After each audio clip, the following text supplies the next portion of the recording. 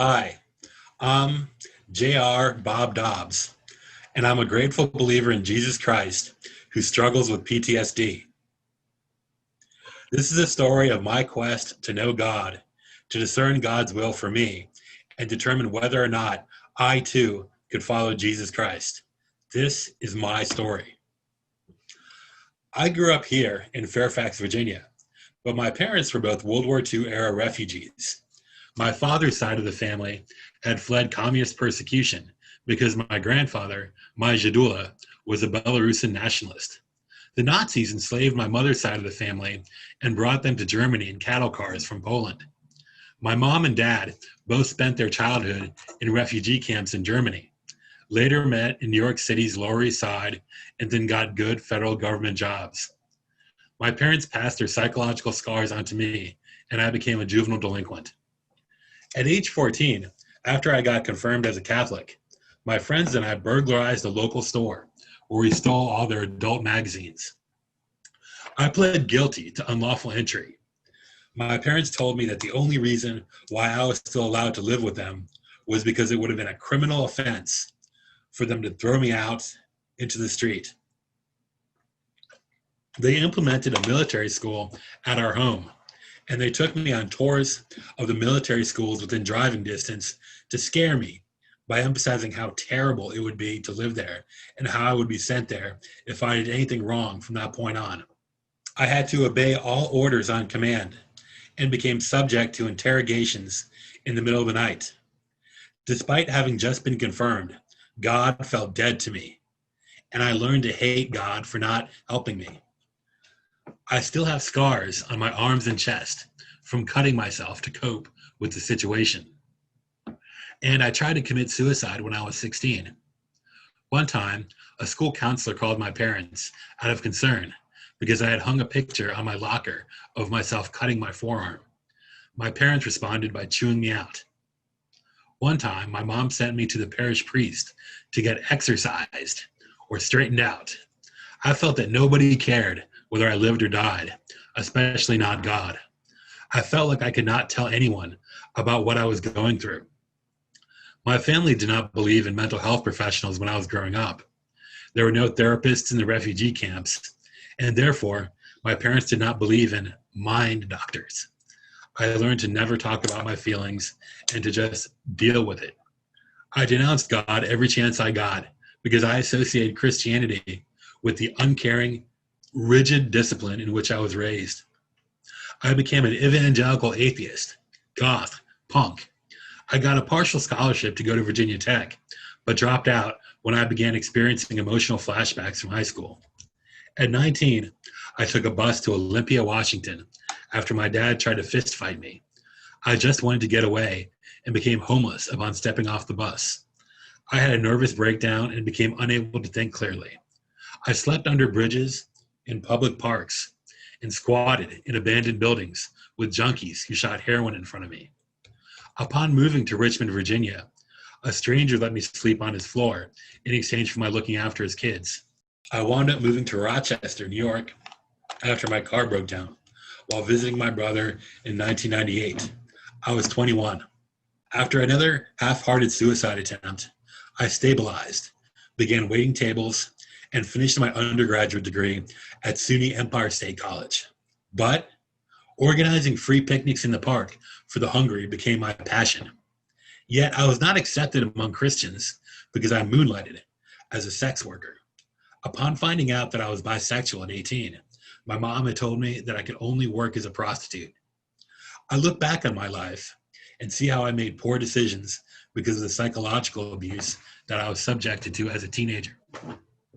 I experienced severe harassment and moved into the Rochester Catholic Worker House because I was afraid of being gay bashed and killed on the streets. According to Christ's command to love thy neighbor, Catholic workers believe in sharing the lives and the suffering of the poor and oppressed while embracing voluntary poverty. So, at St. Joe's, staff lived with dozens of homeless men while operating a free meal program. My first positive experience with God came from holding hands in a prayer circle with our housed and homeless volunteers before we served our daily free meal. I lived in this community for a year and adopted these beliefs. But I was often reminded by the other staff and board members that I was not a Christian and not one of them. Despite John 3:16 stating, "Whosoever believes in Jesus shall not perish, but have eternal life," I felt excluded from whosoever, and that God did not want to have a relationship with someone like me. Raise your hand if you ever thought that whosoever excluded you for any reason. After being laid off from my job at an emergency teen shelter, I decided to work for myself and manage a high volume, free grocery distribution in the highest poverty areas in the city. We would clean up drug paraphernalia and bullets while watching the sales of crack cocaine. I met an inspirational Pentecostal preacher who forever changed my life. After serving a brief drug-related sentence, Jane became a recognized Black preacher who spoke out against violence, especially the horrific fatalities perpetrated by local police against mentally ill or emotionally distressed people. I love how Jane acted as a tool of the Lord to advocate for and visit victims of police violence. Thanks to Jane's encouragement, I accepted Jesus Christ as my personal Lord and Savior at a tent revival. For the first time in my life, I too was a whosoever and a child of God. As Jane's media activism against police brutality intensified, she feared retaliation from the city of Rochester and began making plans to move out of state. Before she could move, Jane was arrested for assault and burglary, alleging to have been alone in her apartment at the time as her alibi witness. Believing in her innocence and that Jane would not otherwise receive a fair trial, I agreed to lie for her. Just like Peter lying 3 times, I lied at the deposition, before the grand jury, and as a witness at trial. However, I have never been a good liar. Jane's court-appointed attorney betrayed her at trial by withholding key exonerating evidence while cooperating with the prosecuting attorney to ensure Jane's conviction. She was sentenced to 15 years in prison. I enrolled in law school to get a new career. Since Jane led me to God, it became my mission to free her from prison. I felt to act as the Good Samaritan by helping Jane. I was only offered admission at the private John the Baptist School of Law in Mississippi due to their having the lowest admission standards in the country. I experienced culture shock when I arrived in the Deep South for the first time at the ultra-conservative law school. I did not know how to fit in, and the continual and sometimes extreme harassment from faculty and students steadily escalated. In 2011, Jane was convicted of a 19-year-old cold case that happened before she had become a preacher. By re-interviewing old witnesses and playing her rap music to an all-white jury, Jane was sentenced to life in prison for allegedly helping someone else commit murder. The actual alleged murderer, however, was found not guilty. Despite this second conviction, I did not waver in my commitment to free Jane from prison. Still, I was stunned by the news. In my 3rd year, the tension began to boil over after I went on television to plead for better conditions at the law school. While experiencing a harsh backlash, I sarcastically posted on Facebook about how I wished God would smite the others at John the Baptist School of Law. First, the students and faculty began a call-in campaign to unsuccessfully have me arrested. I know this because FBI agents showed up at my apartment to interview me about my Facebook post. When local and federal law enforcement refused to arrest me, John the Baptist School of Law forced me to take a psychological evaluation so they could justify barring me from physically entering the campus. After being declared a danger to the law school community, I was only allowed contact via email and forbidden to talk to faculty over the phone or even attend my own graduation. During this time, I saw a private email where a professor had portrayed me as a deranged religious fanatic. As a completely non-violent humanitarian, I became demoralized at the thought of my law school advising the Bar Association and any future employer that I had to be quarantined for the safety of the law school's students and faculty. I felt as if an angel with a burning sword was trying to cast me out of the Christian faith. In 2012, while I was preparing her federal appeal, Jane and I decided or began talking about getting married. I really loved her, and she appeared to love me as well. Having been unable to have intimate relationships throughout my life due to my emotional problems, my engagement or near engagement to Jane was very important to me. And I felt that by overturning Jane's conviction, I was fulfilling God's unique calling for me. I signed her appeal as the non-attorney brief writer, and Jane filed the petition that I wrote for her after signing it myself. Then I filed a separate petition requesting permission for having written Jane's appeal as a non-attorney and requesting to litigate her appeal as Jane and I had agreed.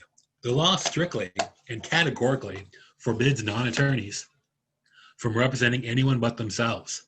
Yet, a 1969 U.S. Supreme Court ruling held that inmates may help other inmates in preparing their federal criminal appeals despite the ban on the unlicensed practice of law. With the support of Sister Helen Prejean, I petitioned the U.S. District Court for the Southern District of New York to extend the U.S. Supreme Court's ruling to allow third-year law students to help inmates free of charge in preparing and litigating their appeals. As Jane had written to me, I argued to the chief judge, in part, that God had called on me to overturn Jane's conviction. When this journey to law school first began, I had cited Luke 21:12 in my 2007 online blog, reflecting on Jane's conviction. They will lay their hands on you and persecute you. They will hand you over to the synagogues and prisons, and you will be brought before kings and governors because of my name. In my mind, I was fulfilling God's will. Then I came crashing down from cloud 9 as Jane abruptly broke off our engagement by recanting. Then she wrote to me in the court saying that she had never wanted my assistance and had filed her own petition without my help. Jane's letter told me to fag out, clutch my pearls, and play victim, advocated for John the Baptist School of Law, and was seemingly ghostwritten by John the Baptist School of Law's attorneys. As Jane had signed her name on the appeal that I wrote for her, someone else had clearly coached Jane into writing this cruel, taunting letter to me after influencing her into recanting. The emotional pain was so severe that I could not think clearly. My responding letter to Jane included a written confession as to how we had conspired to commit perjury in state court. Under these circumstances, I felt that my letter constituted a coerced confession, but I was not prosecuted because the statute of limitations for perjury had expired just months before. This letter that I wrote to Jane became a public record to the federal court. The pain and shame from this incident overwhelmed me. I never pursued employment in law or anywhere else, and haven't had a friend in almost 8 years. I felt that this humiliating event would follow me wherever I went. I curled up into a ball and wanted to die.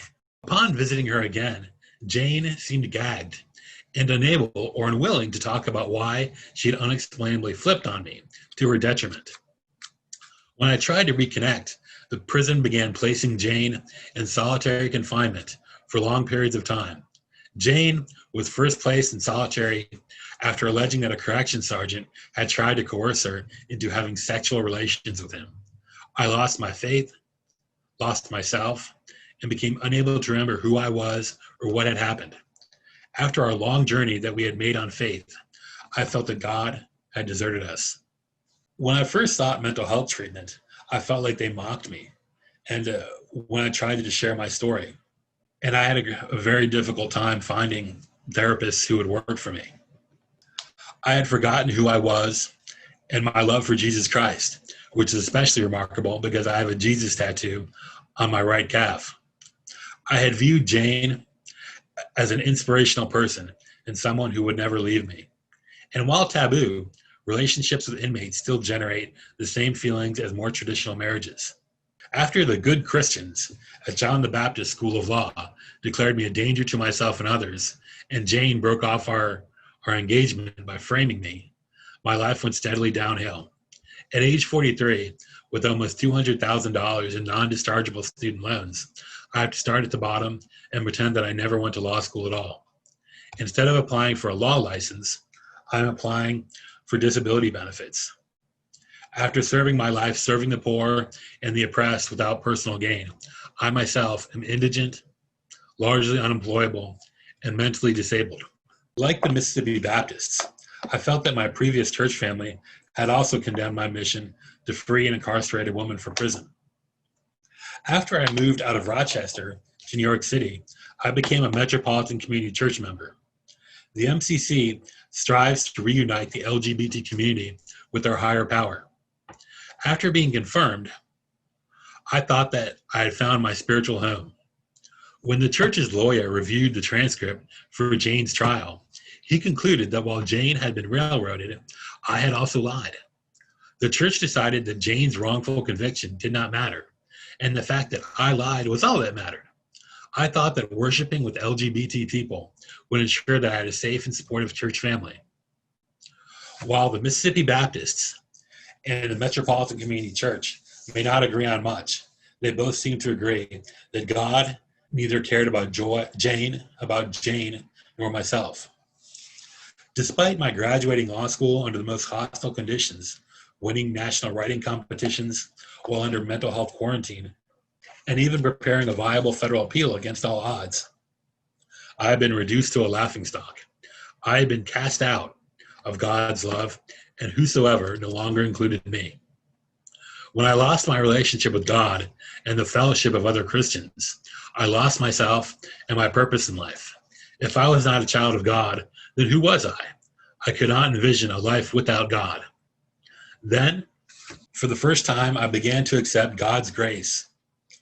For all my life, I felt unlovable and excluded from God's love. I spent so much time trying to prove to myself that I was not that kid who smashed in the bookstore window to steal porn. There are those who say, hold on to God's eternal hand and to love God, regardless of your situation and how people may treat you. But, per John 4:20, if a person does not love his brother or sister whom he has seen, then he cannot love God whom he has not seen. So I say that I cannot love God during the misery of isolation, after having been hurt by others, and when I do not love myself or anyone else. In these dark places, I cannot love God nor feel God's love, because I really do experience God through other people.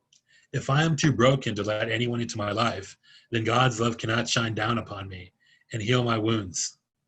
I'm still very angry and deeply saddened from past events, but I remain open-minded, humble, and seeking God's guidance. After going through EMDR therapy and other forms of counseling, I've also found the Art of Living Foundation that teaches meditation and breath work, which has helped me to greatly stabilize and become grounded once again. And when I realized that the other members of the Art of Living Foundation cared about me, I felt God's love as well and began to remember that Jesus Christ, whom I had fallen back in love with, who I had fallen in love with back in Rochester. Despite still struggling to make sense and find meaning from my past, I am moving in the right direction. My breath work and meditation helped me to come to terms with how my journey with God did not happen on a well-lit paved highway, but on a lonely, winding, and sorrowful path through the wilderness instead. And regardless of whether or not I was in a relationship with my higher power, God was always there. When I look towards the future with a heavy heart and am overpowered by strong, unwanted emotions, I think of Psalm 23. The Lord is my shepherd, I shall not want. He maketh me lie down in green pastures. He leadeth me beside the still waters. He restoreth my soul. He leadeth me in the paths of righteousness for his name's sake. Yea, though I walk through the valley of the shadow of death, I will fear no evil, for thou art with me. Thy rod and thy staff, they comfort me. Thou preparest a table before me in the presence of mine enemies. Thou anointest my head with oil, my cup runneth over. Surely goodness and mercy shall follow me all the days of my life, and I will dwell in the house of the Lord forever. I am grateful for having a continued relationship with my parents, and for all the support that I've received from the Art of Living Foundation. And because of the people in my life, I know that I am within God's love, and that I am now, forever and always, whosoever. Thanks for letting me share.